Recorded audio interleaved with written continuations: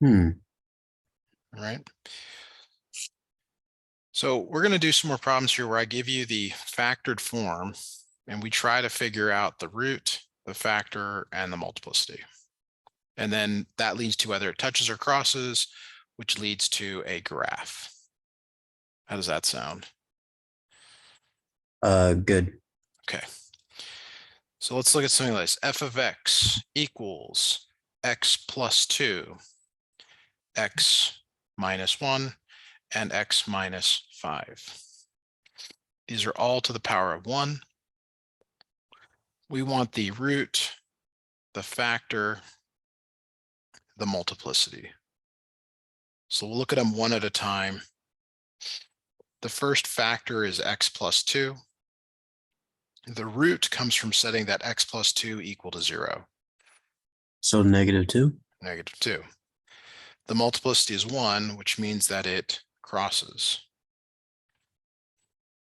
Hmm. The 'Cause next it's factor, good, odd. because it's odd. Yeah. That's right. Yeah. Yep. Next factor is x minus 1. What is the root? 1. It is 1. The multiplicity is also 1, so it crosses.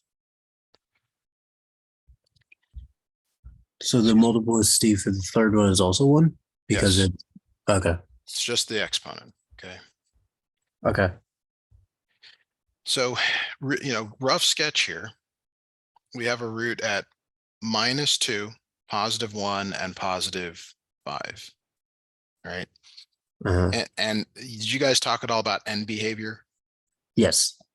Okay, so this is a cubic, so its end behavior, it either starts low and ends high, or starts high and ends low. This one starts low, crosses here, crosses there, comes back up and crosses there on the right. Huh.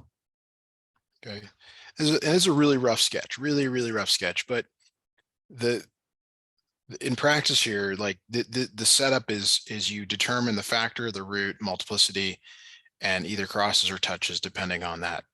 So before we can go much further, we have to review this end behavior business. Okay, and then we'll come back to this. Okay. Okay, so there are, I guess we'll first look at odd polynomials, odd degree polynomials. And this is the highest degree term. So this is like your x, x cubed, x to the 5th, x to the 7th, and so on. Okay, and Right. we're looking at the leading term. So if the coefficient in front of the leading term, a, is positive, okay, it will start low and end high. If Yep. the leading coefficient is negative, it's the flip, starts high, ends low. This is for odd degree polynomials. Something that's, 5x to the 5th minus 9x to the 3rd. So you have to know this. You have to have this down. You have to understand the shape of these. Hmm. Is that okay? Yes. All right, now there's also even degree polynomials. Thank goodness there's only even and odd. Even degree polynomials. So this is your x squared, x to the 4th, x to the 6th, and so on. So the classic one here is okay, a greater than 0 again, leading coefficient positive is your x squared. Your x squared starts high and ends high. Like, can you visualize the u that goes between them? Yes. Okay, and that's the same for x to the 4th, x to the 6th, x to the 8th. A bunch of other stuff could happen in here, but it will return up when the leading coefficient is positive. You'll learn more about why that is in calculus if you take that, which you said you're doing computer science, so you might. I don't know. Some of them only require trigonometry. A less than 0, leading coefficient negative, starts low and ends low. So I can upside down you. Yep. Think of negative x squared. Boom, boom. Hmm. Okay. It is your responsibility to know these 4 graphs. You got to know the 2 odd ones and the 2 even ones and be able to differentiate between the positive and negative, leading, positive and negative, leading. So if we go back to this original problem that I gave you, if you ignore the x, the plus 2 and just look at this as x times x times x, x cubed, you can see how I said it starts low and ends high. Because the x cubed, the cubic is the odd one, the leading term is positive, like that. Okay. All right, let's do a few more here things. So let's say f of x equals x plus 6 cubed, x plus 2 squared, x minus 1 to the 5th power. So let's do this again here. Degree. Nope, sorry. Wrong word. Root, factor, multiplicity.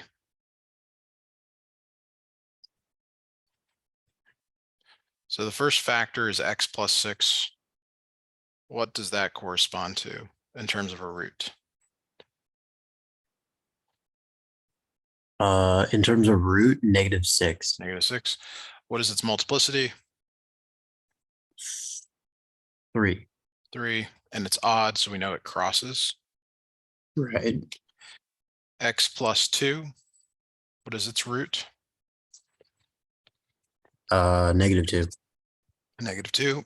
And then does it cross or touch? Sorry, multiplicity is 2. Does it cross or touch? Touch. Touch. And then last one, x minus 1, root is 1, multiplicity of 5, crosses. Right. So we go to our graph here, not to scale, -6, -2, +1. So here's what a crossing could look like at -6. It could either go cross like this one or cross like that one. And we don't know yet. At -2, it touches, it either comes down like that or it comes up like that and back down. At 1, it crosses, so it either goes up or it goes down. How do we decide? That's the question. And the answer comes from the degree of the polynomial. So you have to look at this first term here, this x plus 6 cubed, and you have to look at it like x cubed. Then you look at the second term and look at it like x squared. I'm sorry, the second factor, and then the third factor and look at it as x to the 5th. So when the bases are the same and you're multiplying, you add the exponents. What do the exponents become? This becomes x to what power? The last one? No, the x. bases are the same, you add the exponents. Oh, you add the exponents, it would be x to the 10th. Is that even or odd? Even. Even. So it either starts high and ends high, starts low and ends low. How do we decide? Is there a leading coefficient here? Is there a number out in front? No. No. Let me put a number out in front to make this clear in case you want to look back at it later. Let's say I add like a 15 there. Okay. Since that's positive, we know that this starts high and ends high. Right. So that means it would be so we know that we now know when we get here, we cross, touch, and cross.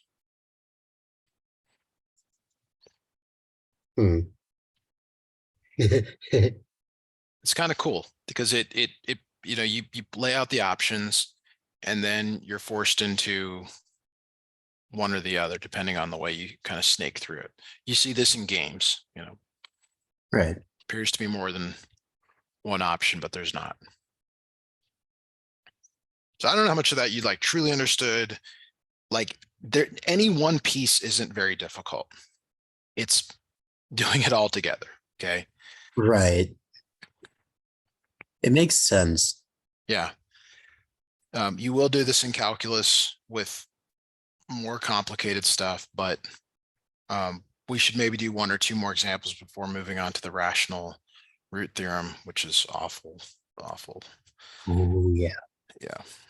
All right, let's try another one here. Let's say f of x equals -2 x plus 3 squared x minus 2 to the 4th x minus 3, like that. So I guess this time I'll go factor, root, and then multiplicity. I don't know which is better.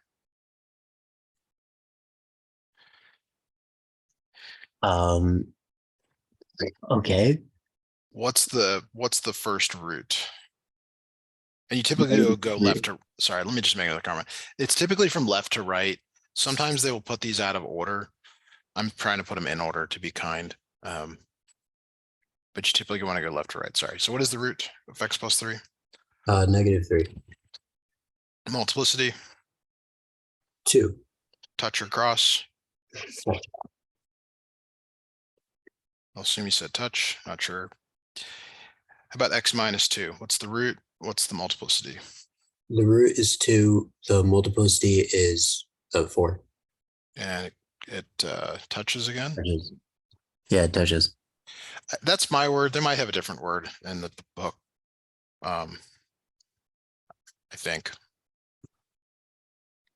What about the last one there? X minus 3. What's its multiplicity? 1. So it crosses. So what I do, I think it's best to graph as you go, not waiting until the end. Most things in life are better if you do them incrementally. Right. So we got -3, 2, and 3. And again, I like to sort of do the, okay, if it touches, it either does that or it does that. I'm sort of setting myself up for it at 2. Again, same thing. Last one there, crosses or crosses. Right. All right. To actually determine the graph, though, now you need what's called the end behavior. And you do that by first looking at each of these factors and reducing them to just the x to the power. So x squared, x to the 4th, and x. What does that become? Wait, can you say that again? What is x? Yeah, you ignore the fact that it's +3. You just look at it. You just condense this down to x squared, and this condenses down to x to the 4th, and this condenses down to x. So it'd be x to the 7th. It's x to the 7th, but what's the leading coefficient? -2. -2. So you've got to go back and look, or this is where you got to remember, okay, what is an odd degree? Odd degree starts low, ends high, starts high, ends low, based on this out in front. The answer to that will help you figure out this graph. So let's go back and look here. Which one of these is it?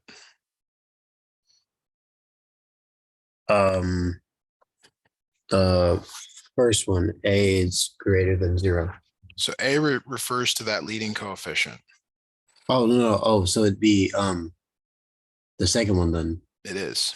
So it starts up and goes down. Yes.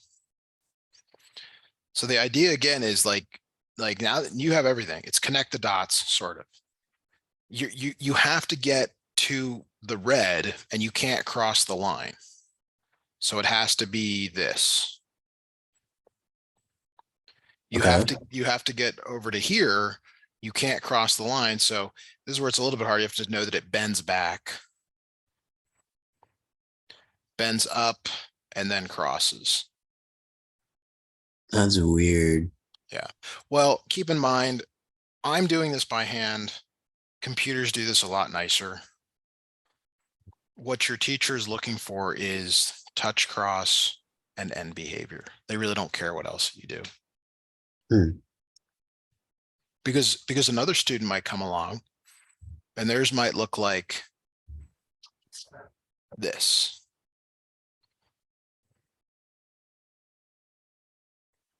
And it's the same. Oh God. It's correct because you don't know what's going on in between. You have no way to know. Well, you will when you take calculus, but you don't have any way to know. Right. Weird.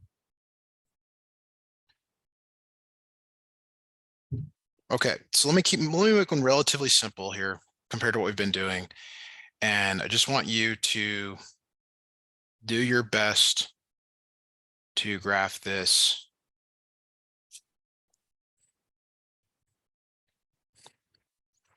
Make the table and then sketch a brief graph on this. And if you have some questions, please ask.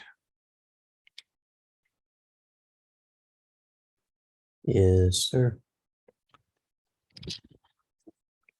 Okay.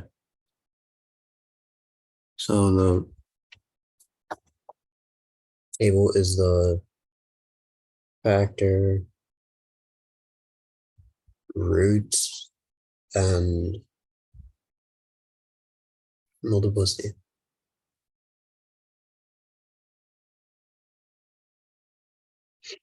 And it's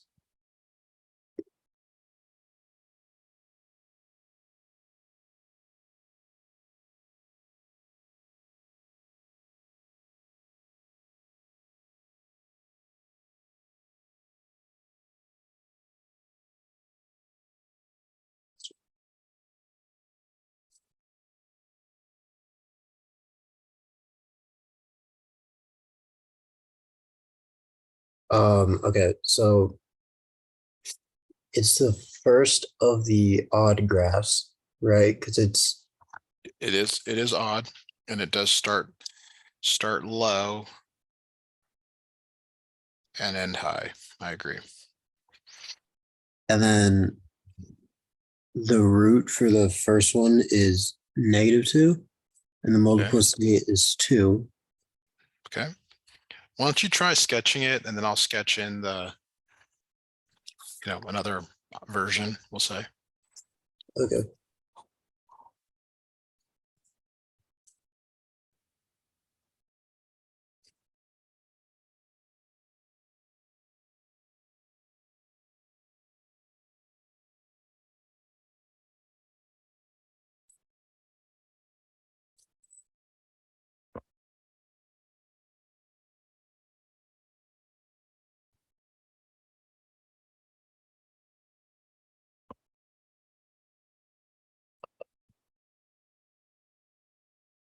Um,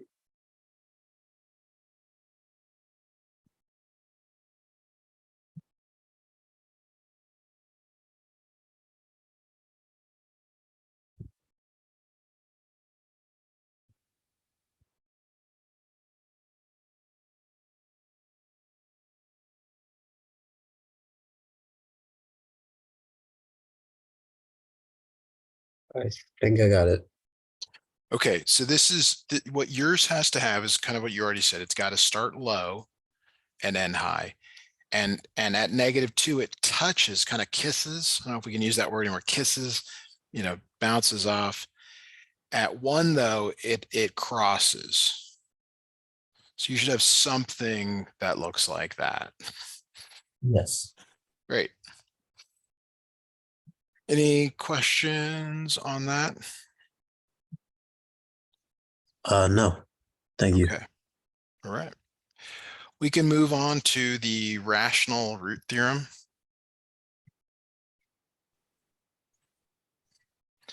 I feel like most theorems are a little underwhelming. They don't really they're not like this big breakthrough. Did you know there's a fundamental theorem of algebra? I think I've heard it before, like mentioned, but not seen it in practice. Yeah, it's again, it's pretty underwhelming here. So fundamental theorem of algebra says that the degree of the polynomial is the number of roots of the polynomial. Which I mean, that's sort of like, okay, is that it? Like, yeah, that's it. I don't know if you ever like sometimes see these gurus out there and they, the secret to life is peace. Which is true, but it's like it's a little bit like, wait, I thought there was gonna be more. You actually already know the rational root theorem, believe it or not. You actually already know it. I'm gonna give you an example here. All right. How do you factor something like this?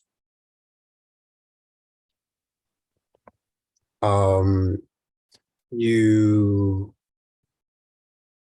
split the 7x into 2 to see what multiplies into 10 and adds up to 7. So 5 and 2. 5 and 2. Now, let's say you didn't know that. Like, you already know the answer to this problem, but let's just say we did it slightly different. Let's say we worked out all the factors of 10. 1 and 2, I'm sorry, 1 and 10, and 2 and 5. And let's just say we just guessed. We guessed that 1 was a factor, which we know it isn't. You agree with that? Yes. Because you said 2 and 5. One way to check factors is to use synthetic division. 1, 7, and 10. Where do these coefficients come from? From the original equation. That's right. And you remember synthetic division? If not, I'll give you. Okay, so you bring the 1 down. 1 times 1 is 1. You add 8 times 1 is 8. Do you remember what this number is called down here in the lower right? The remainder? Remainder. If it's a root, do you remember what the remainder should be? The root. No, I don't. Okay, we're going to find out here in a moment. So we know that 1 didn't work. So now we're going to try 2. We know 2 works, right? Right. So it's 1, 2, 9. 2 times 9 is 18, 28. Wait a second. I thought that 2 worked. What happened here? When you factor, this is how you write it. Do you remember that? Right. And we just talked about it. There's a difference between a root and a factor. What is it? A factor would be the whole equation. Okay. So what is the root that corresponds to the factor of 2?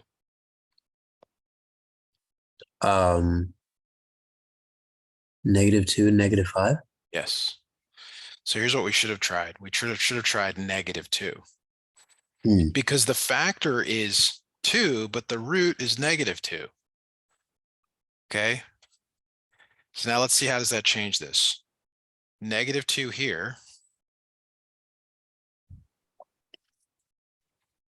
5 times -2 is -10. Oh, wow. Perfect. Now it works. Yeah. Okay. So here's where we got to be careful. You're used to factoring, and you were right. The factors are 2 and 5. The roots, though, are -2 and -5. So you got to be careful. Are we talking about roots? Are we talking about factors? I see. So that's my prelude to sort of figuring this out here. All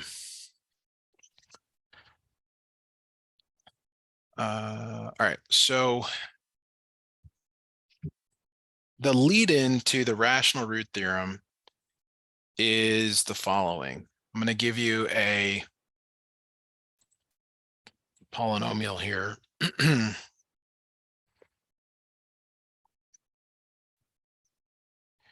All right. Did you guys did work on this in class or not? The rational root theorem? Yeah. Yes. Oh, you did. Okay. Did you call this last number P and this first coefficient Q?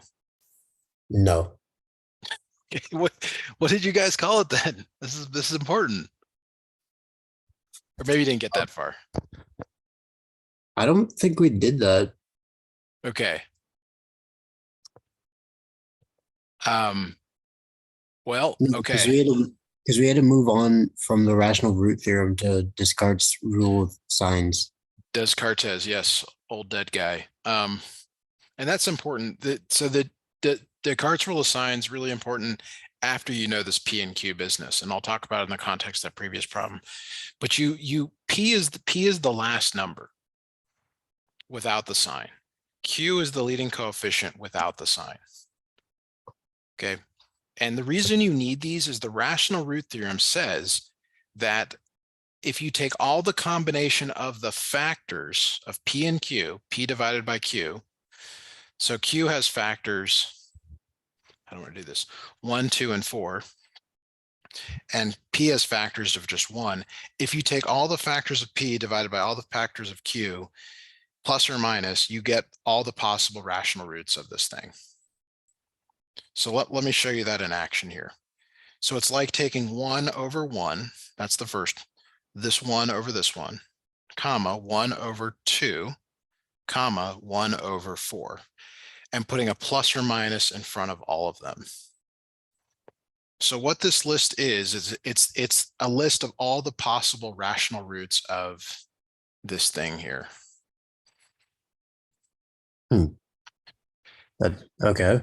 Okay, now it's kind of cool that it's like, really, like how that works? Like, yeah, it actually works. I mean, that's why this is, I mean, people think math is magic. I mean, this is one of those times where you're like, yeah, this is kind of like one of those things you're like, wow, I can't believe this actually works.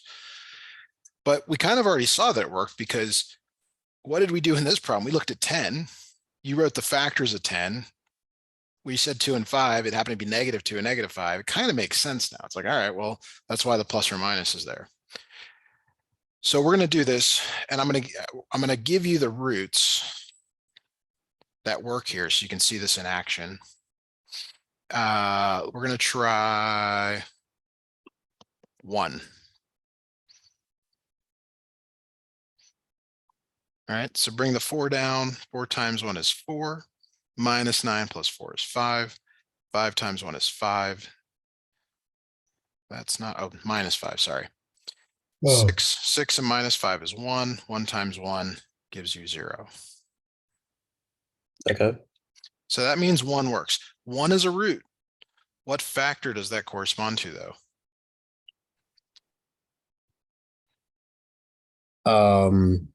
Can you scroll up? That would correspond to factor. Wait, what? Oh, x plus 2? X minus 1. Oh, And that's important. That's important, really is. Okay. Now, let's do another one that works.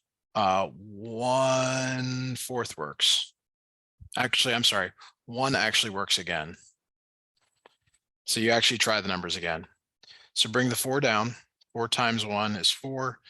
-5 plus 4 is -1. -1 times 1 is -1. That's a 0. So again, you have a root of 1. What factor does that correspond to?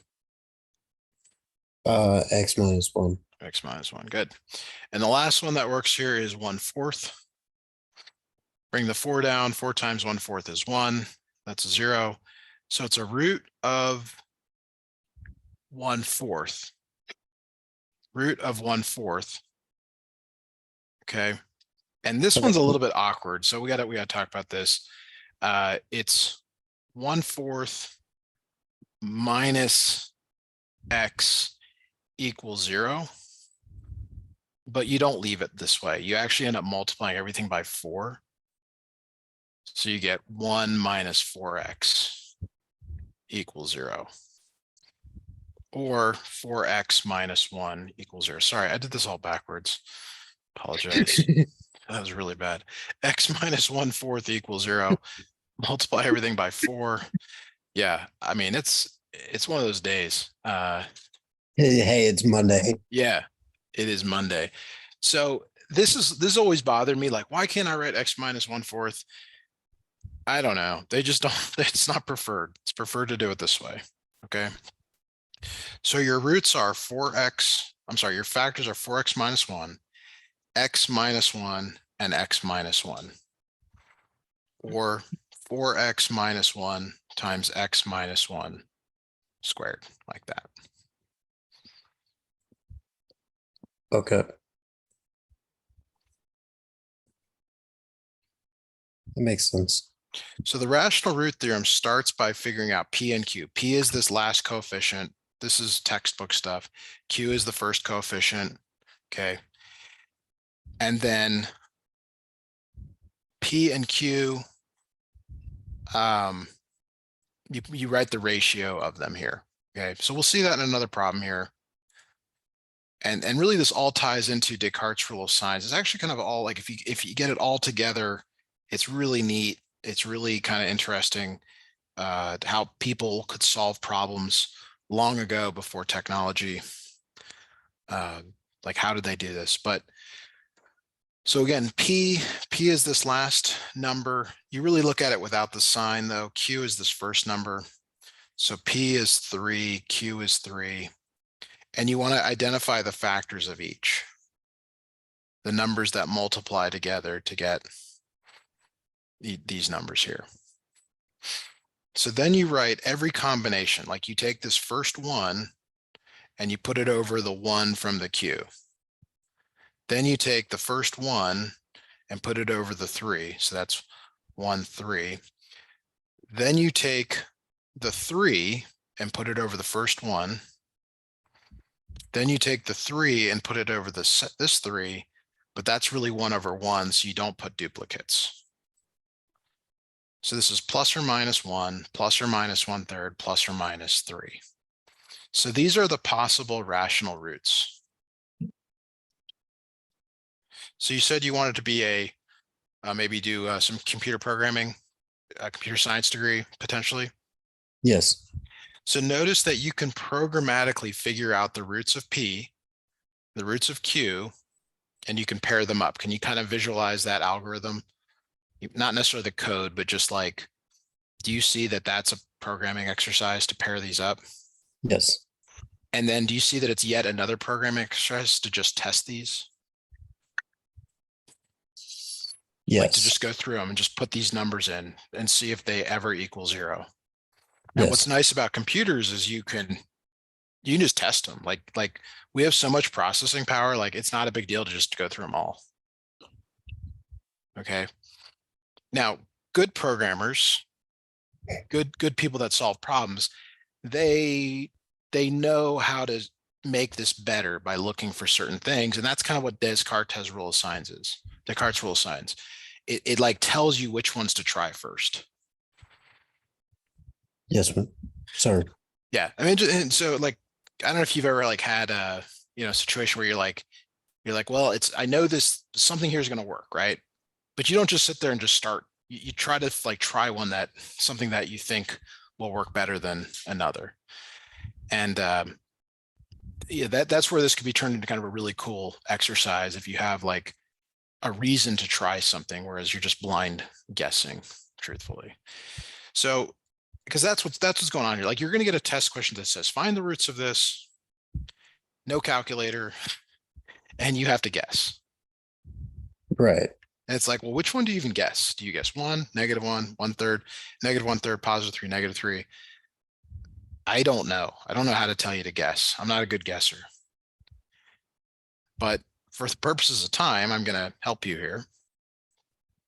I'm going to give you -3. And we're going to write the coefficients here. 3, 11, 5, and -3. Will you see this through and tell me what the remainder is, please? Yeah. Um, drop the 3.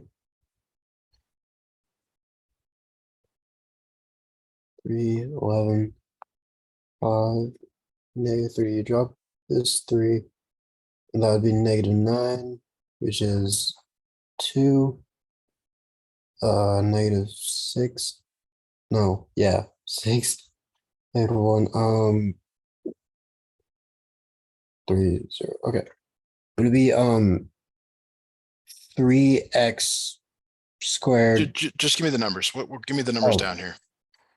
3, 2, -1, And what's the last one? 0. Okay. Now, I'm not sure whether those are right or wrong, but I like that you got 0 there. I'm going to do the next one that I know works. Okay. And notice I just keep going. Like, I don't rewrite this. I just keep going in the synthetic division. Save you some time.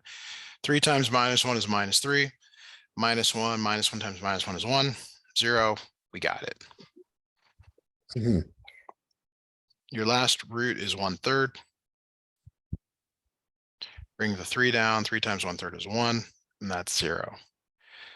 Okay, this So is, the let's be really careful here. The root is -3, -1, and 1/3. I want you to tell me the factors, please, as best you can. the factor for the first one is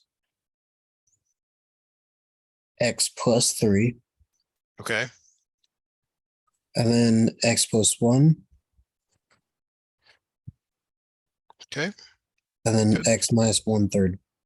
So you can't leave it like this. This is the one where you have to multiply by the bottom. So it becomes 3x minus 1. You know, why is that? Yeah, that's just the way it is. All right. It's weird, but all right. All right. Okay, so I want you to do this P and Q business for this problem here. So basically, I'm looking for your possible, they call it the possible rational roots. And I'm just looking for a list here. And again, it's based on P and Q.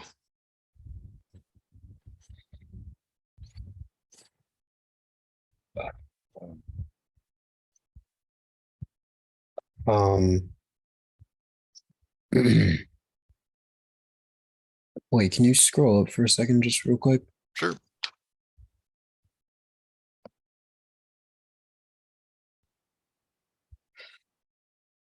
Okay. All right. So for the new problem, right? Yep. P would be 5, Q would be 5. No, P is -5 and Q is 5. And the So you actually don't care that it's positive or negative. You just treat the P as 5 and the Q as 5, even if it was, they're both negative. You just, oh, okay. So P and Q are both 5, and then the factors of each is 1 and 5. yes, but Oh. what we want the full list, the P over Q. Oh, it'd be 1 over, no. Yeah, 1/5 and 1 and then 5. Okay. Plus or minus? For all of them, yes. Yes. Okay. Let's see how good of a guesser you are. All right. What number, like, are you just looking at these numbers and kind of what you know about synthetic division? What do you think here? I guess the question, should you try a positive or negative number first? Oh, negative. I agree. The reason it's negative is because it can't get bigger, because it 29 to 19, you got to somehow get smaller, closer to this. So I would never try a fraction to start, unless you're into pain and suffering, no fractions to start. I would go with either -1 or -5. So I want you to pick one. and see if it I'm gonna go with works. -5. Okay. Go ahead and give that a try, please.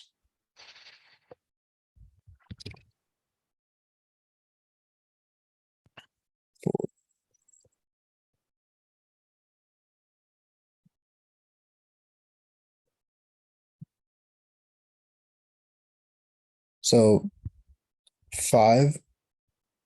Go ahead and work it out. You go through the progressions here. Oh, okay. So yeah, 5, -20, -1. No, -25, -1, and then 0. And then it would be really good. Oh, I gotta see this. Hold on.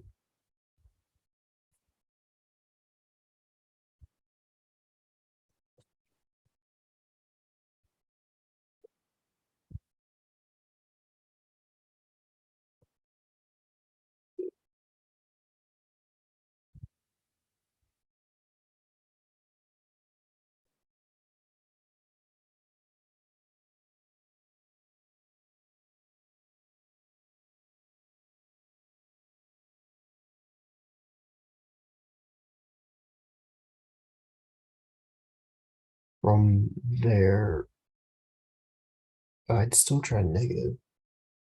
So I guess -1, which would be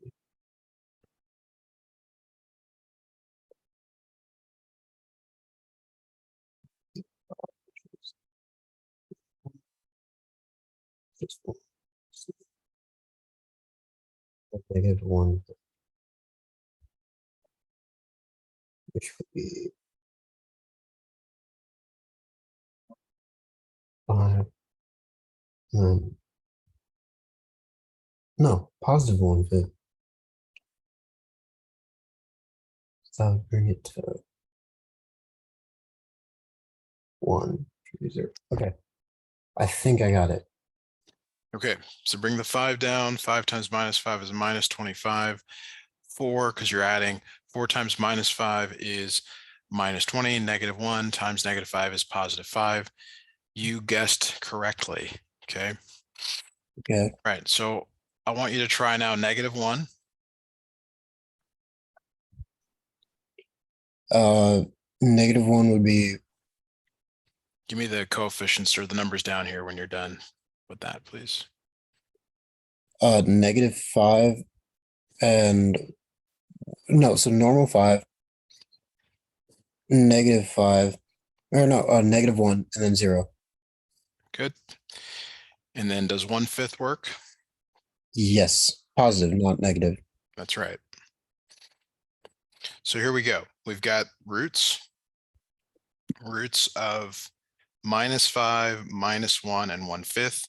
I want you to give me the factors, please. The factor is x plus 5, Good. x plus 1, and then x minus 1/5. Can't leave a fraction in the factor. Oh, 5x minus 1. Yes. So watch, well, what you gave me was true and I like it. You know, the whole math world, you know, their heads would explode if you did that. So, Hmm. all right.